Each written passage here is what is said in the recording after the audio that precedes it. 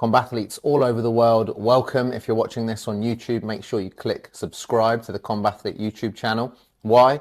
Tons of strength and conditioning knowledge from a coach with skin in the game, effectively. I do this stuff day in, day out to help you with your combat sports performance. And we're trying to help you for free, give you some value. Because at the end of the day, I'm a coach. That's what I do. I help guys and girls all over the world. If you're watching this in the Skool group, Combathletes Worldwide, congratulations. You're part of one of the best combat sports communities in the world. We're up to 70 members now at the time of recording this, which is fantastic. And the goal of that group is simple. We're trying to give you as much help as we can, whether it's on the phone, talking to you guys on performance calls, or whether it's giving you courses that we've been releasing. This is course number 7 now, and we're just helping you guys as much as we can. So well done for joining that group if you're already inside. Who am I? My name's Coach Harry. It's my job helping amateur all the way to professional combat sports athletes all over the world train pain-free. We help them build strength, and we help them weaponize their gas tanks, all without spending endless hours in the weight room. I do hold the CS qualification as well, so I'm not just a theory head. I've also got skin in the game as a brown belt in jiu-jitsu. I know what I'm talking about. I do this day in, day out. You can follow me at Combathlete Arena as well on Instagram. It's a great place to send DMs if you've got any questions about your strength and conditioning for your combat sports. I'll always do my best to try and help you and give you some useful answers. So what is the theme today then? Really simple. Weight class considerations, a really important topic. Which division is the best one for you, right? And the best is really, really important that we get this right. In your amateur career, you've got more chances to play around with this stuff. But when you get to the professional levels, you really need to know what weight class is going to benefit you. And even then, you see some pros, they still get it wrong and they adjust and they change their weight classes. So this is what we're going to go through today because it's really, really important topic, and it's important that you understand some key areas. So what do you need to know? What are we going to go through on today's video? Okay. First area that we're going to talk about is lean muscle mass. Do you need it? Is it important? Is it vital? Lots of fighters don't even have lean muscle mass. You look at some of them, you think, wow, they don't even look like a fighter. Some guys look absolutely jacked and ripped, almost like bodybuilders when they're preparing for a competition, and they're at the other end of the spectrum. So we're going to talk about lean muscle mass. Do you need it? If you do, why is it important? How should you go about it? We're going to talk about weight cuts. It's such a misunderstood area of combat sports, and yet at the professional level, if you don't cut weight properly, there is no fight, there is no match, there is no tournament. At the amateur level, it's a little bit more, there's a little bit more wiggle room for it, but still, lots of amateurs get it wrong because they try and copy the pros as well, so we've got to avoid that. We're going to talk a little bit about what is your walking around weight versus fight weight, the differences, the importance of those. And then finally, we're going to look at some off-season strategies for success, because what a lot of fighters especially that do, and combat athletes as well, is they get lazy in the off-season and then they screw themselves over when it's time to come back into camp. Okay, so we're going to go through a few bits and pieces. Oh, we recognize this chap, one of the great legends of the bodybuilding, modern bodybuilding era, Mr. Arnold. So aesthetics, let's think about lean muscle mass then to start with. Aesthetics, right? It's often what gets a lot of people into training, fitness, lifting weights, bodybuilding, being aware of their own self-image to a degree. What do I look like without my clothes on? Okay, do I want to look better? Is that important? Do they matter in the context of combat sport? Are aesthetics important? Now, George St. Pierre was famous for saying, actually on a Rogan episode, I think a couple of years ago, that they do matter as it relates to marketing as a combat sports athlete. And that's a large reason why he started lifting weights, essentially, was to build a physique that was more marketable, which is really interesting. So you could argue from a visuals perspective that they may matter a bit. However, I'm not a marketing expert. I'm a strength and conditioning coach. So we're going to talk about it in the context of combat sports performance. Do aesthetics matter? They don't. Finishes matter most, and aesthetics don't count. Butterbean, great example of that. Okay, you are scored in most combat sports on your ability to complete the outcome of the rule set by the definition of a win. That might be a pin, it might be a knockout, it might be a submission, it might be points.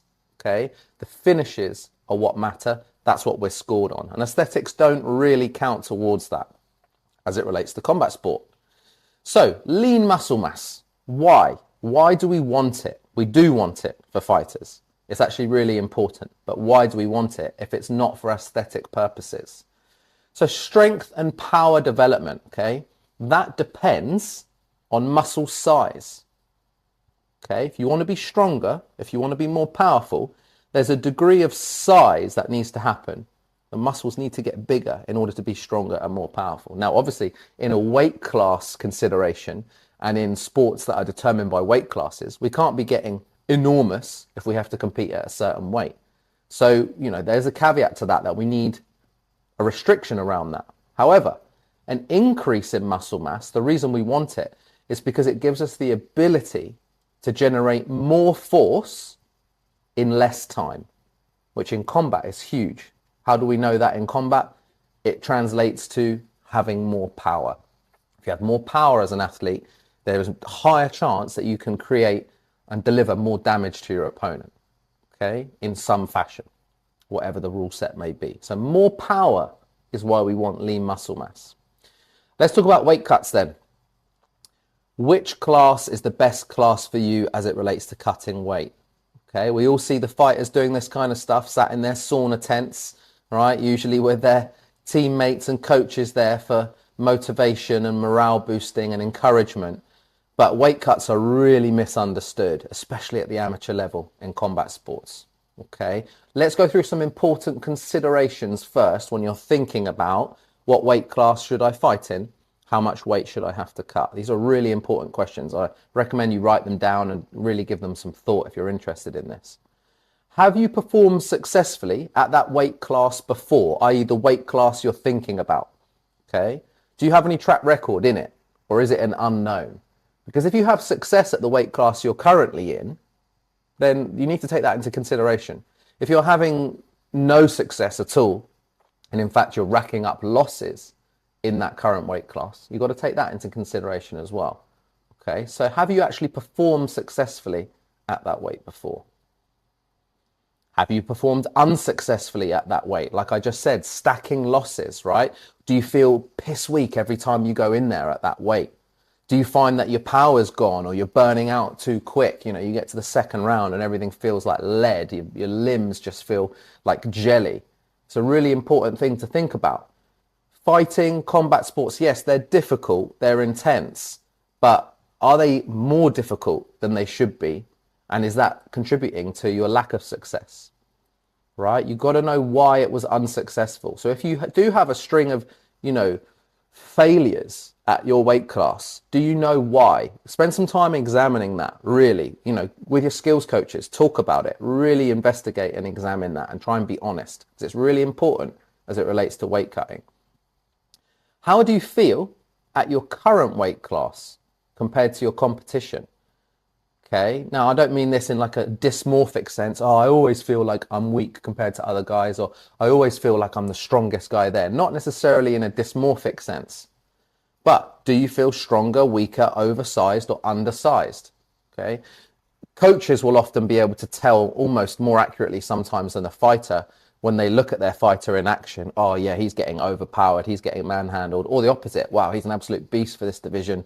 He's, smashing people around. She's too small. These girls are just throwing her about, etc. Okay, so how do you feel? It's really important, because if you feel good at your current weight class, right, but you just feel a little undersized or a little bit weak, maybe there's just a few things that can be tweaked. Okay, if you feel really good and strong, maybe nothing needs to change. But if you feel terrible, especially in relation to the competition, everyone you go against just folds you up, then maybe the weight class needs to be changed. Okay. Do you have room for improvement in your current weight class? Okay, there's lots of low-hanging fruit that can be improved, especially as it relates to strength and conditioning and sports nutrition. Like, strength and conditioning is a huge pedagogy in its own right on how we can improve performance at your current weight class. Lean muscle mass being one of them, getting you stronger, getting you more powerful, etc. And food as well. Combat athletes are notoriously awful with their food. Making some really powerful improvements on a sports nutrition front can make a massive difference for you to get better results at your current weight class. We can optimize your cut with sports nutrition. Okay, huge. How many fighters have you heard of? You probably even know some, you maybe even gone through it yourself, had an awful cut and it absolutely butchered their performance on the night that it counted. Okay, And then, like I say, with strength and conditioning, speed, power, and strength are all trackable, verifiable, and measurable metrics that we can improve. And that's what we do at Combathlete. We improve these things. We have a track record for doing it with our athletes. Okay? This is what we do in the weight room 2-3 days a week. We do this stuff and it works. It really works. Okay, what are the risks versus rewards for moving up or down in weight? You need to think about this. If you're thinking about going up or down a weight class, what are the risks versus the rewards? Okay, you need to do a bit of a pros and cons list. You know, often when it's going up in weight, you've got to think about eating more. Okay, if you're someone that struggles to put on weight and you want to move up a weight class, but you're not disciplined enough to think about eating and programming that and working with a nutritionist on eating more, it's not going to be that easy. Same in going down weight. If you're not disciplined, it's going to be difficult. So you've got to look at what are the risks versus rewards, okay? Especially as it relates to lifestyle as well. Lifestyle is important. What you're doing in your off season, the choices you're making when you're not training and you're not in the weight room and you're not in the skills gym. Risks versus rewards. Write out pros and cons column, risk and reward columns, and just really, list out the reasons as best you can. Okay, weight cuts then. The cuts should be carefully planned. Carefully planned, okay? Not winging it, right? You've got to carefully plan this stuff out. A sports nutritionist is the best person to do this, preferably someone with expertise and qualifications in combat sport. At Combathlete, we have professional sports nutrition as part of our coaching faculty that helps you with this stuff. Okay, plans it out to the day, what weight you need to be at, what your target weights are for each week of your camp, etc. How much you're going to cut with food, how much you're going to cut with water. None of this is left to chance. Okay, they should be planned, and I recommend you work with a professional. You don't try and wing it on your own. In any type of camp then, whatever the sport, an 8 to 10% range of body weight lost during that camp should be the maximum. Okay, should be the maximum, especially at the amateur level. Okay, if you're not getting paid a huge amount of money to do what you're doing, if you're paying to compete, especially, you should not be putting yourself through huge weight cuts with more than 10% of your total body weight being lost in the camp that you're doing. Okay, now pros, they might push it a bit further. They might push it to 12% lost of their total body weight in 6 weeks or so. Okay, but pros are getting paid for it. They've probably done it before. Their body is somewhat accustomed to the process. Okay, if you're an amateur, don't be copying what the professionals are doing for weight cuts. And it's unfortunately now with the rise of social media and YouTube and stuff, people are doing that. You'd think it would be the opposite, but they see it. Amateur athletes see the pros doing it and they copy it. Okay, not what you want to be doing. Okay, if you're a professional, there's some license there, but you should be working with a sports nutritionist to help you anyway.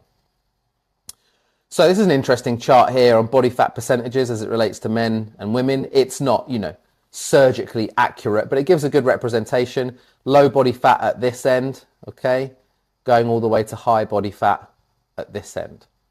Okay, different body fat percentages. Now, depending on what weight class you're in or you want to be in, will dictate which of these is sensible and which of them are stupid.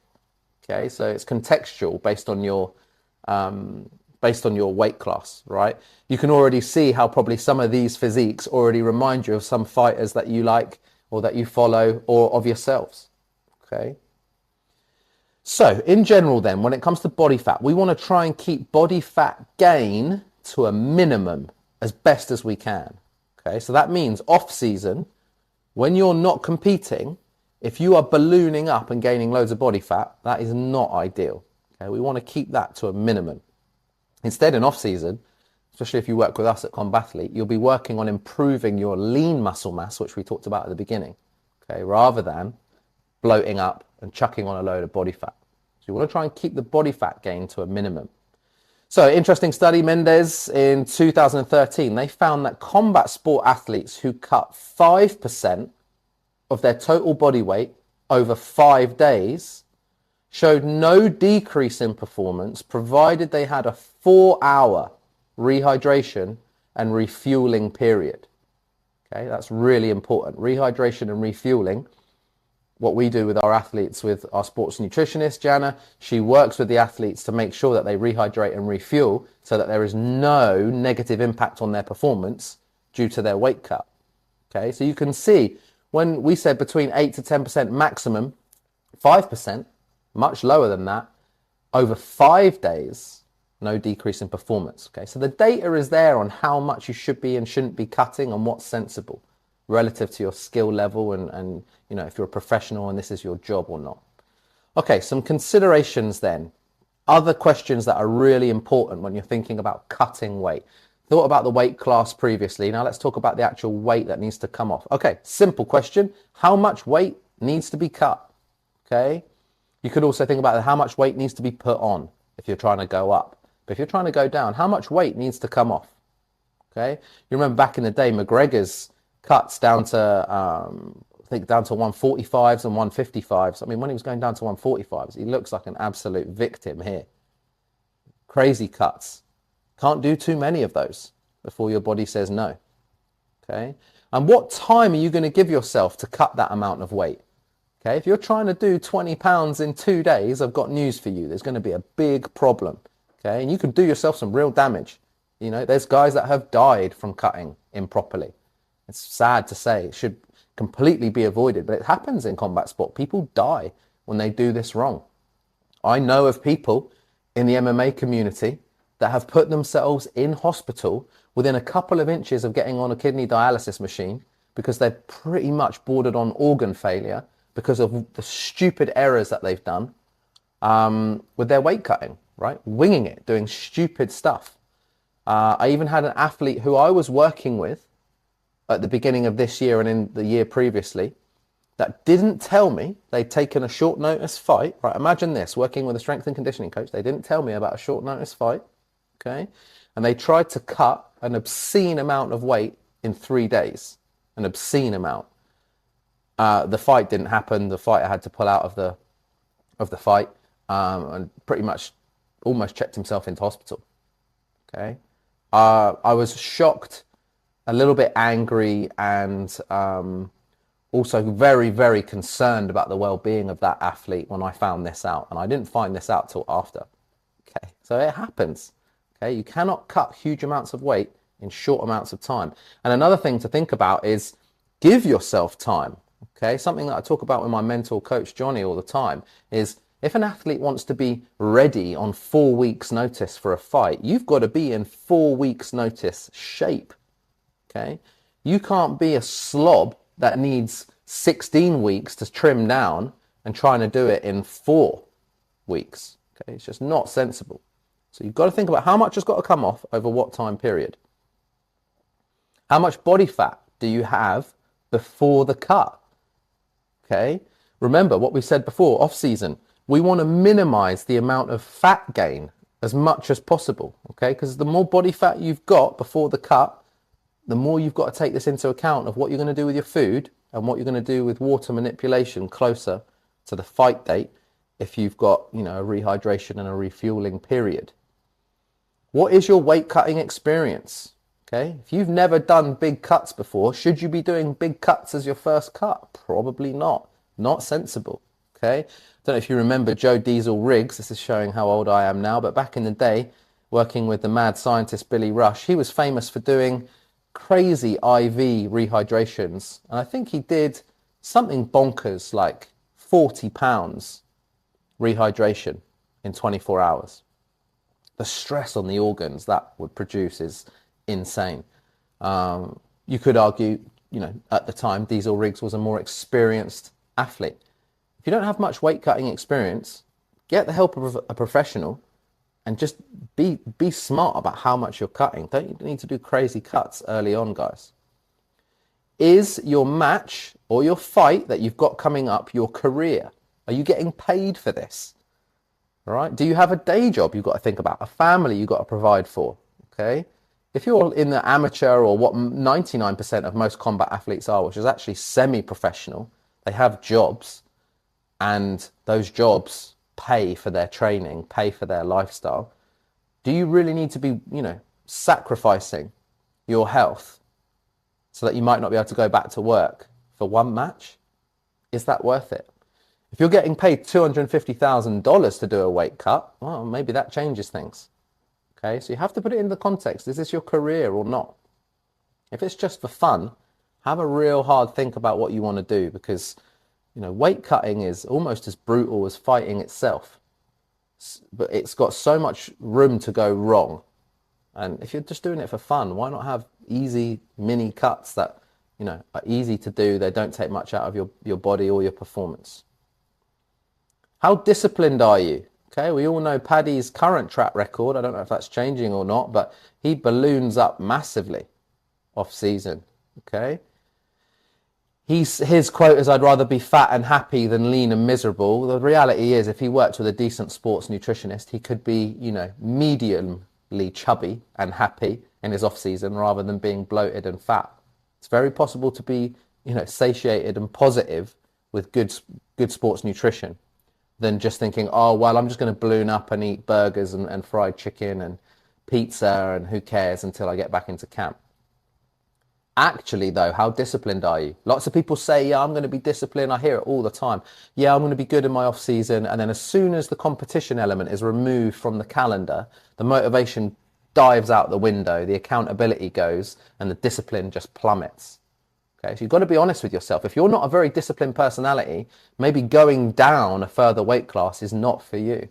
Okay, if you're not disciplined on the other end, like I said previously, with eating, and you struggle with putting on mass, and you're not disciplined with just eating 3 square meals a day as it relates to keeping your current weight, and you want to go up a weight class, be honest with yourself. Okay, you're probably not going to do it. Okay, you're just not that disciplined. You've got to do the little things right at your current weight in order to manipulate them to go up or down, and for it to be a realistic goal.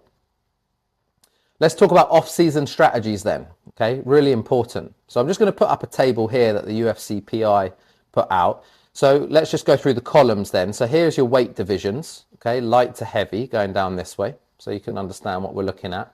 This is the weight that we want to weigh in at as it relates to these categories, these divisions. Okay, this is for mixed martial arts, not boxing. And then this column is the 8 to 10% range. 2 weeks prior to weighing in, this is what the athlete should be at. 6 weeks prior, this is what they should be less than. But we're going to be interested in the weight that they should always be below, which is 16% difference to their weigh-in weight. So to make it easier to read, we're going to take that column out. Okay, so let's just have a look.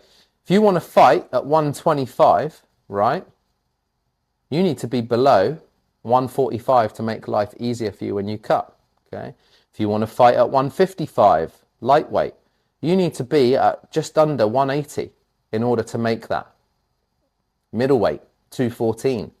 Okay, light heavyweight, 237, 238. If you want to cut to 265, you better not be going over 307 pounds. Okay, so this table is really, really useful just for you to see, and this will help you decide on your weight class consideration. Okay, choose the weight class here on the table that you're thinking of going to, and then immediately look at the corresponding always below column.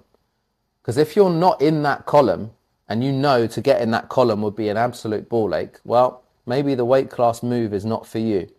If you look at this column and you think, oh, actually, yeah, I want to fight at 155. I could sit at 180 year round. That's no problem. I'm only sitting at 187 as it is now. Well, then great. That's totally doable. So you get my drift. You really need to marry this side up with this side in order for you to make some good informed decisions. So if you're watching this in the Skool group, you'll get access to the presentation notes. Here is a PDF and you can access that table. UFC PI put that out as part of their PDF, I don't know, about a year and a half ago or something now. You can still get hold of that, I think, for free as well. Have a look at it. It's really helpful. It will really help inform you which weight class you're thinking about moving to. Okay. Try and stick to that always below column then, especially if you're not a professional. Okay, if you're not getting paid huge amounts of money to do that. Improve your lean mass percentage in off season. Again, Combathlete, we help you do this off season. We help improve your lean body mass. Okay, we measure it, we track it, and we show you, your own numbers, your own progress. By getting stronger and more powerful, you will see improvements in that lean body mass if you work with us. And work with a sports nutritionist and communicate with strength and conditioning department. Don't be that athlete I mentioned earlier that takes a short notice fight, doesn't even tell their S&C coach what they're up to. Okay. What's cool at Combathlete, it's invite only for us if you want to work with our sports nutrition team along with S&C, but we communicate, right? We communicate with you as the athlete, we communicate with your skills coaches, and then we communicate between each other, sports nutrition, strength and conditioning, so that you're on the right track, right? We know in your camp the days that you're going to be fueled up, the days that you're going to be, cutting and the calories are going to come down. We know all of that.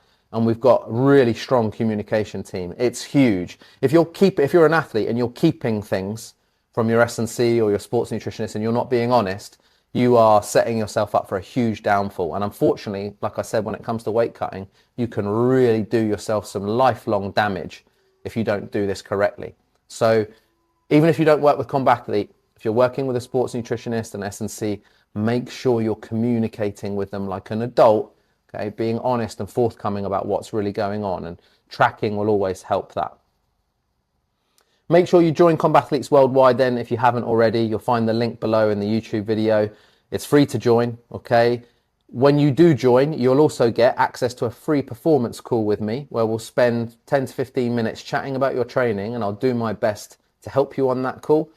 Why would I do that? Well, I do firmly believe, and I've said it before, that a good coach can help influence or change the trajectory of a combat sports athlete's future with just one phone call. Okay, so you get access to a call with me when you join the Skool group, and I'll try and help you as much as I can. Make sure then you follow at Combathlete Arena on Instagram. You can send me DMs, ask me questions. I'll do my best to help you, or at least point you in the right direction with some good resources or potentially people that could help you if I can't with my team. So you can always access me there. My name's Coach Harry. Thanks for watching. I hope you found this useful. I'll see you on the next one.